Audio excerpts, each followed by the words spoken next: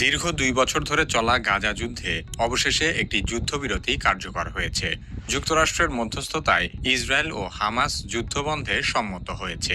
এই সমঝোতার অংশ হিসেবে ইসরায়েলি বাহিনী ধাপে ধাপে গাজার দখলকৃত এলাকা থেকে পিছু হটতে রাজি হয়েছে। অন্যদিকে হামাস সকল জীবিত ইসরায়েলি বন্দীদের মুক্তি দিতে রাজি হয়েছে। ২ বছরের এই যুদ্ধে অন্তত ৬৭,০০০-এর বেশি ফিলিস্তিনি নিহত হয়েছেন, যাদের প্রায় অর্ধেকই নারী ও শিশু।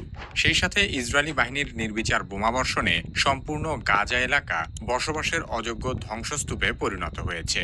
যুদ্ধবিরতি ঘোষণার পর ঘরছাড়া হাজারো মানুষ ধ্বংসস্তূপের মধ্যে নিজেদের বাড়িঘরে ফিরে আসতে শুরু করেছেন।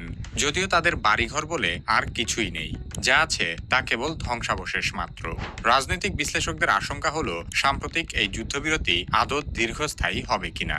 কারণ অতীত ইতিহাস থেকে দেখা যায় ইসরায়েল যতবার যুদ্ধবিরতি বা শান্তি চুক্তি করেছে, প্রতিবারই কোনো না কোনো অজুহাতে তা ভঙ্গ করেছে। তাই অনেকের মনেই প্রশ্ন, গাজা যুদ্ধ কি এবার সত্যিই বন্ধ হবে, নাকি এটি আরেকটি যুদ্ধের সূচনা মাত্র?